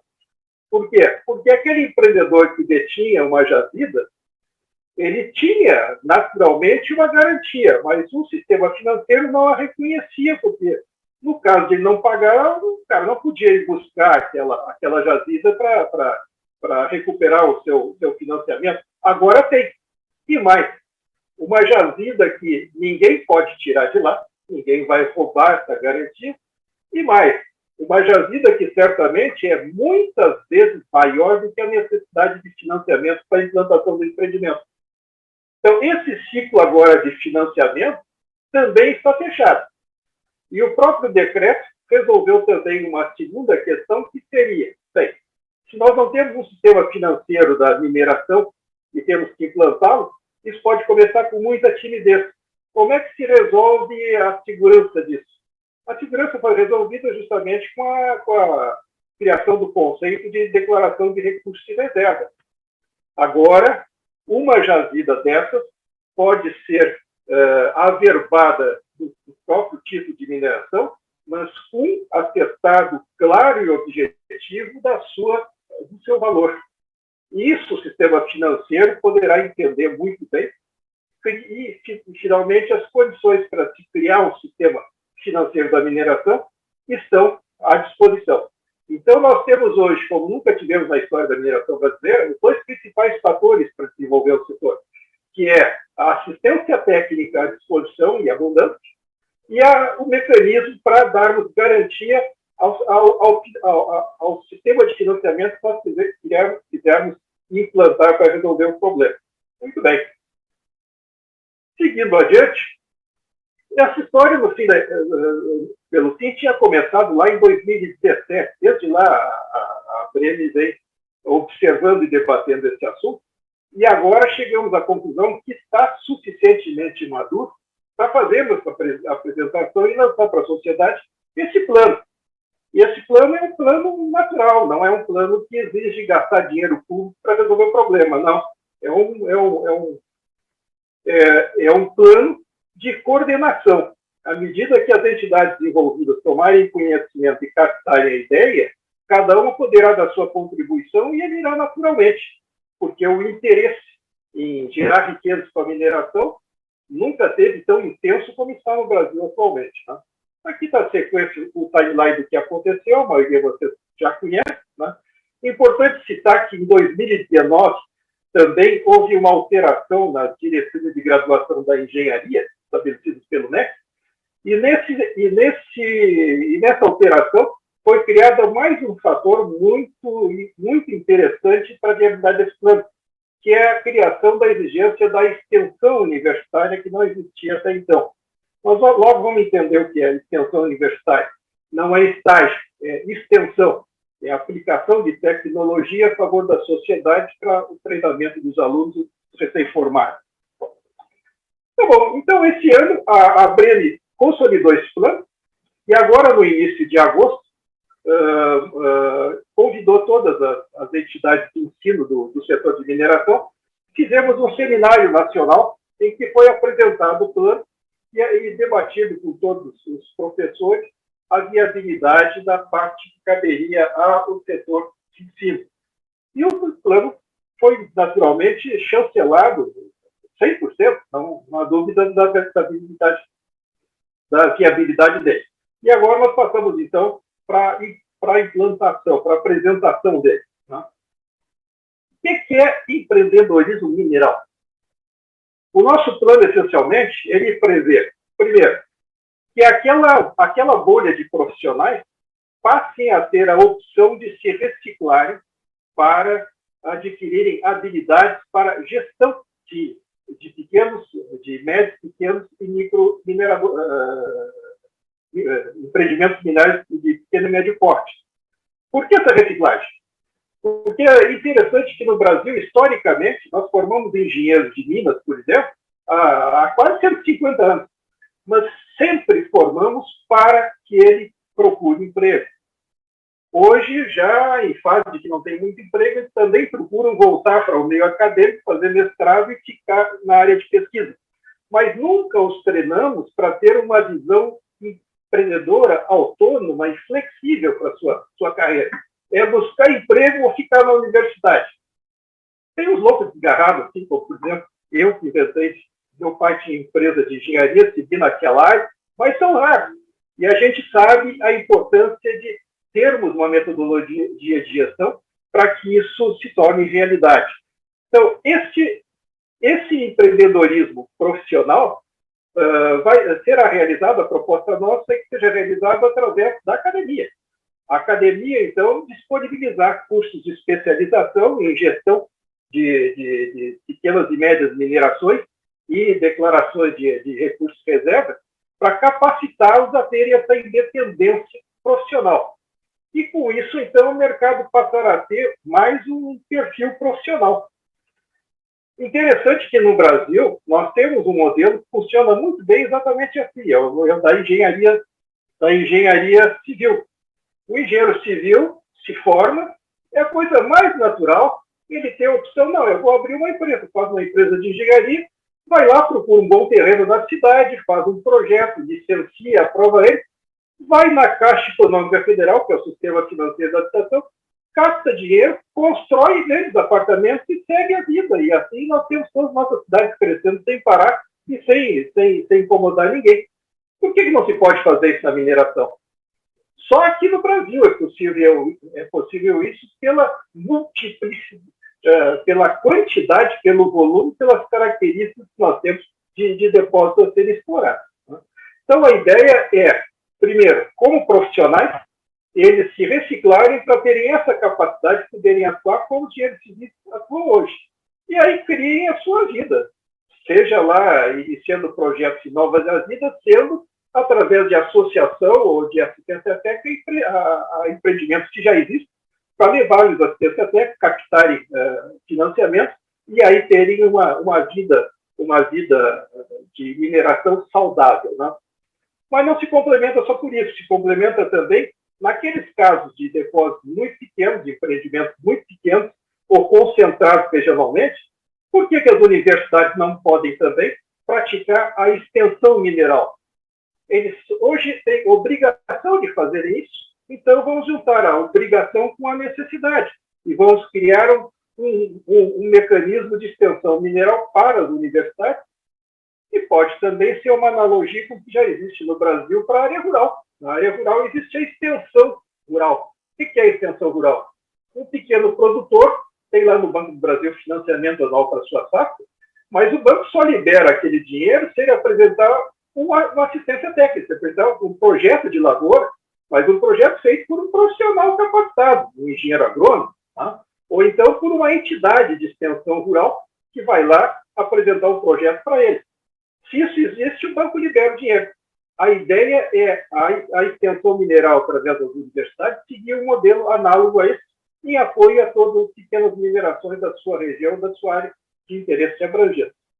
Com isso, então, voltando àquele quadro lá do tamanho das minerações, Como é que funcionaria? Na área de recursos humanos da mineração, nós passamos a ter essa figura aqui. Os egressos podem se destinar para as grandes minerações e as médias minerações sofisticadas da maneira clássica. Vão lá, façam suas carreiras, façam seus cursos, vão seguir, procurem emprego. Isso existia e vai continuar existindo. Mas nós vamos abrir uma outra faixa aqui, para média e pequena mineração e até algumas micro-organizadas, em que essa área poderá ser assistida pelo profissional na forma de empreendedor, com a sua empresa de engenharia ou com o seu investimento mesmo nessa área. E lá, a faixa pequena, ou regionalmente muito intensivista, podemos atender através da extensão e as universidades. Isso aqui é a essência do plano, é o bojo do plano. Até agora, o debate que nós temos fazendo, não apareceu nenhum ponto aqui que não seja nevrálgico demais.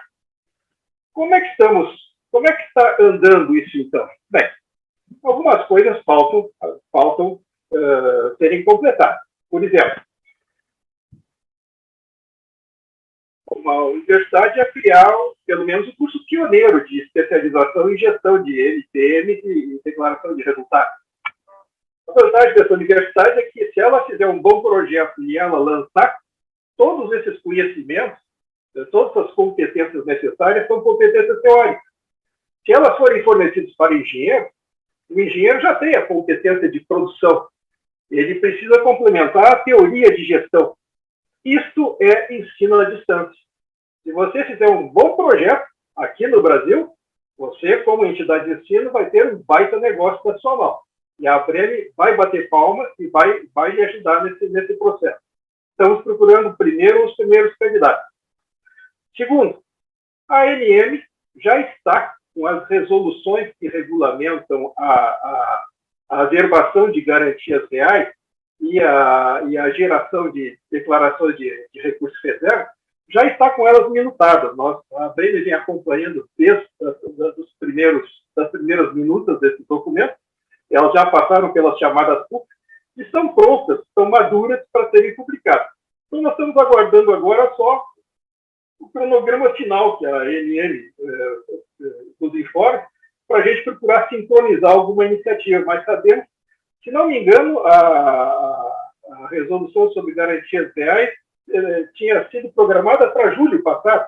Então, por alguma razão, por alguma outra iniciativa, está sendo retardada, mas ela está pronta e madura.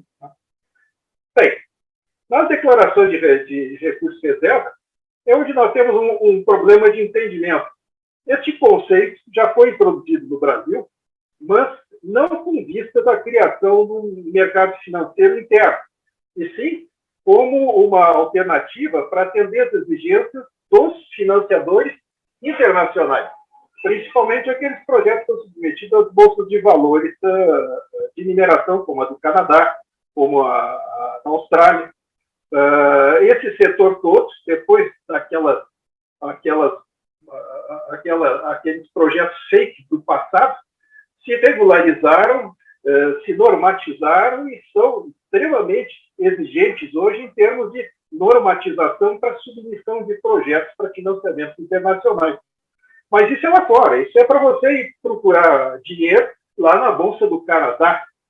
E para um empreendimento que não é um empreendimento pequeno, médio ou micro, é para um empreendimento de grande porte. Para termos uma ideia, hoje no Brasil, somente 56 projetos estão tramitando para captação de recursos internacionais. E todos aqueles 30 mil que nós temos aqui, só 50 e poucos que são da dimensão para captação internacional. O resto do problema nós vamos ter que resolver aqui internamente, criando o nosso sistema. Ora, aqui internamente, nós precisamos certificar profissionais para o nosso problema. Nós não precisamos exigir que um profissional vá se certificar lá fora, vá ter um custo de complementação no exterior para vir aqui resolver um problema para o Brasil. Então, aqui nós temos uma conceituação que nós temos que resolver com outras entidades para que isso se dissemine, para evitar que se crie aí aquele... Não, mas não pode, só se for internacional. mas o problema é aqui. Isso é questão de entendimento. Né? Finalmente, nós já estamos recomendando, nós já fizemos a primeira apresentação oficial ao governo desse plano, foi apresentado à Secretaria de Geologia, Mineração e Transformação Mineral, né? Muito bem atendido por ela. E a principal técnica que a gente pede apoio do governo, além de ele dar a sua opinião sobre o plano, é que realmente, assim como a gente pede que uma primeira universidade lance o curso, a gente está pedindo para que o governo proponha o surgimento de uma linha de crédito num banco público, para que não seja aquela ideia, não, vamos criar uma linha de crédito então, no BNDES. Pequena, média e micro mineração não sabe nem onde fica o BNDES. Não adianta, nós temos que encontrar um caminho, assim como o produtor rural encontrou um caminho que não é só fácil. É uma questão questão de sensibilidade política para implantar isso. Se nós conseguirmos dar a largada para isso, temos a linha de crédito sinalizadora para o nosso SFM. Ela deu certo? Todo o mercado financeiro vai atrás, porque no Brasil o mercado financeiro não perde chance de ganhar dinheiro. Então, todos os bancos poderão fazer as suas composições para serem também correspondentes, como é o sistema financeiro da habitação hoje. Tá? Essa é a ideia. E, finalmente, a legislação, o regulamento, ele prevê a concessão da garantia real apenas para quem tiver título de concessão mineral. Não é para licenciamento, não é para lavra garimpeira, realmente não é. E nós achamos que isso está certíssimo, porque não é a desobrigação da legislação que resolve o problema da fiscalização e regularização da mineração brasileira, e sim a simplificação dos processos de deferimento da Agência Nacional de Mineração, que pode vir a resolver o problema. Nós temos que ter jazidas com pesquisa mineral realizada. Nós temos que ter jazidas com plano de aproveitamento econômico. E quando fazer a fiscalização, eu tenho que fiscalizar sobre alguma coisa. O que não se pode é aguardar 8 anos para ter a aprovação do plano de aproveitamento econômico. Não se pode aguardar 3 anos para que haja uma resposta se a pesquisa mineral que eu fiz tem uma exigência ou não tem uma exigência. É esse problema que nós temos que resolver e é esse o sentido que a Breme vai insistir com os órgãos. E eu acho que nós nunca tivemos tantos bons exemplos como estamos tendo agora, que é os resultados da informatização dessas coisas. O sistema de disponibilidade da ANM é um grande exemplo do que se pode fazer com as outras coisas que se fazia só com burocracias enormes. Então, acho que isso tem solução. Senhores, é isso que eu queria apresentar. Agradeço a todos. A Breme está à disposição e pede a todos aqueles que incentivem com as soluções de problemas do setor mineral que nos apoiem, nos ajudem e ajudem a disseminar esse plano. Eu informo, finalmente, que a Breme já convidou 2 profissionais muito reconhecidos para apoiar a condução desse plano. Um deles é o professor Jorge Tome, da USP, acho que todos os senhores conhecem. O professor Tome tem um laboratório de fomento a pequenas e médias minerações, então aceitou o nosso convite de ser um co-coordenador desse projeto pela Breme. Nós estamos afinando várias coisas aí com a USP através dele.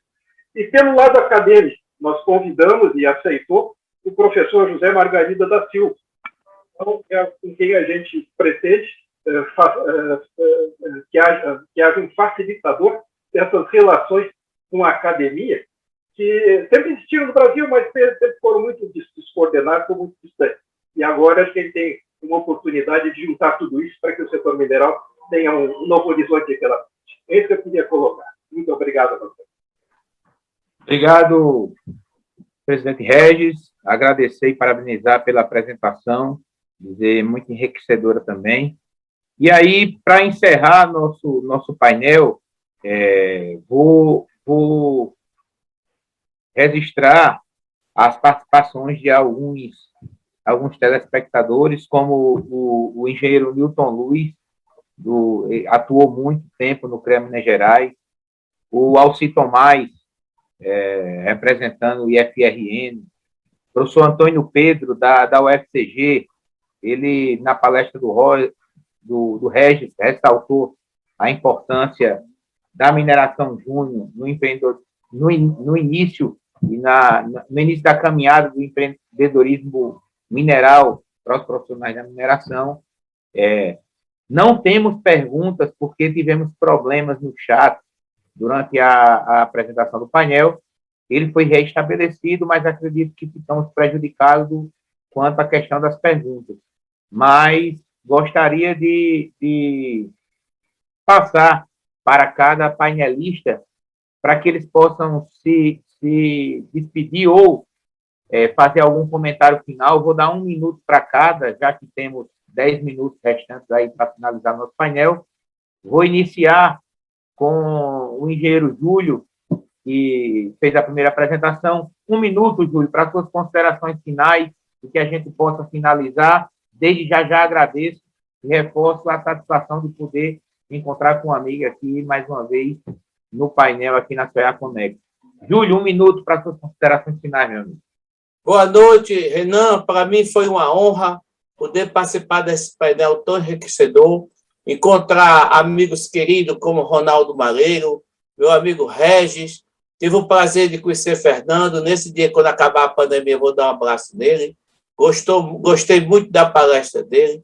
Renanzinho, como sempre, um simpatia, um moderador nato, sabe? Uma pessoa que mora no meu coração. E eu sempre vou estar à disposição para ajudar do que for possível o nosso sistema. Estou aqui em Natal, no Rio Grande do Norte, nessa terra linda, e na batalha por dias melhores. Um beijo bem grande para todo mundo. Obrigado, Júlio. Vou passar agora 1 minuto para as considerações finais do engenheiro Fernando Alvarenga. Satisfação, Fernando, ter você aqui. Obrigado e parabéns. 1 minuto para as suas considerações finais, meu amigo. Beleza, Renan. Eu agradeço ter podido participar com vocês desse evento aí. É a primeira vez que eu participo. Realmente fico lisonjeado aí por estar com pessoas tão competentes, todos aí falaram brilhantemente aí em suas palestras. O Júlio aí, eu vejo que a tecnologia autônoma auxilia muito. Nós temos muitos trabalhos que nós fazemos aí com as perfuratrizes autônomas que agregam muito valor aí no que você está fazendo. Ao Ronaldo aí realmente trazendo aí esse escopo aí de segurança, e eu vejo que a mídia autônoma, ela nos traz muito aí, a tecnologia autônoma nos traz muito aí nesse descomissionamento de barragem. Isso aí é uma coisa muito positiva que a Vale já está fazendo. Ao Regis aí, muito interessante essa colocação. Realmente nós formamos e somos levados a, vamos dizer, vender hora. Então, por que não revertermos esse quadro, trazer isso aí para você ser um grande empreendedor? E realmente a estatística que você traz aí é assustadora. 0,5% aí que são grandes empresas, pelo amor de Deus, com esse plantel, com essas jazidas que nós temos, de norte, né, do Oiapoque ao Chuí aí, com coisas tão boas, e 0,5% de grande porte. Então, isso aí realmente é triste. Então, assim, estamos aí, agradeço, espero participar de outros eventos com vocês aí, e todo mundo está de parabéns, principalmente aí o SOEA, o CREA, que realmente nos traz palestras tão gratificantes e enriquecedoras como essa aí. E me coloco à disposição aí para, fora, né, do evento aqui, discutirmos, conversarmos mais. Grande abraço a todos aí. Prazer conhecê-los. Muito obrigado, Fernando. A satisfação foi nossa e o Confé agradece. Gostaria agora de passar a palavra para o companheiro, amigo, geólogo, diretor da Febragel e grande personalidade da mineração e da geologia, doutor Ronaldo Malheiro. 1 minuto para suas considerações finais, meu amigo. Bom, Renan, obrigado aí pelas palavras. Eu também queria parabenizar você pela mediação do evento, pela organização. Ao Fernando, né, e ao Júlio César, que trouxe a nós um alento de como essa tecnologia está sendo implantada. A gente ficou muito feliz disso, principalmente, além de toda a questão da mineração, como o Fernando colocou, essa questão do risco, né, é extremamente importante. Ao Regis, que fez essa abordagem importante da questão de se preocupar com a formação dos nossos profissionais, futuros profissionais, e também dizer da importância que é a gente ter a oportunidade de trazer essa questão da gestão de risco e desastre, que ela é uma realidade hoje que a gente tem que brigar. Inclusive, Renan, a gente tem um acordo de cooperação do CONFIA com a Defesa Civil Nacional, da qual tem a honra de representar o CONFIA, né? E nós estamos avançando bastante nessas questões, de principalmente começar a pensar em prevenção, e hoje ficou claro que a tecnologia é uma grande palavra de prevenção, mas também se organizar para a eventualidade de um evento, de um desastre. Por isso que se a gente tiver as prefeituras bem organizadas, e vejam que não é só ser organizado para a resposta, trabalhar toda a gestão de forma geral, que não é só a Defesa Civil que faz. Ela, infelizmente, aparece nos momentos ruins, mas tem todo um outro lado da gestão municipal que tem que atuar para que não aconteçam esses problemas. E também se preparar na eventualidade para estar lá dando uma ponta-resposta. Então, acho que é isso. Então, me coloco à disposição e, mais uma vez, foi uma honra estar participando dessa mesa, com palestrantes de alto quilate, e de rever o meu amigo Julinho aí. Um abraço a todos. Obrigado. Obrigado, doutor Ronaldo. A satisfação sempre é nossa. Gostaria de passar a palavra agora para o engenheiro e presidente da ABREME, doutor Regis Velalsen, para 1 minuto das suas considerações finais, meu amigo. Uma satisfação poder encontrar você aqui na Soea Connect. 1 minuto.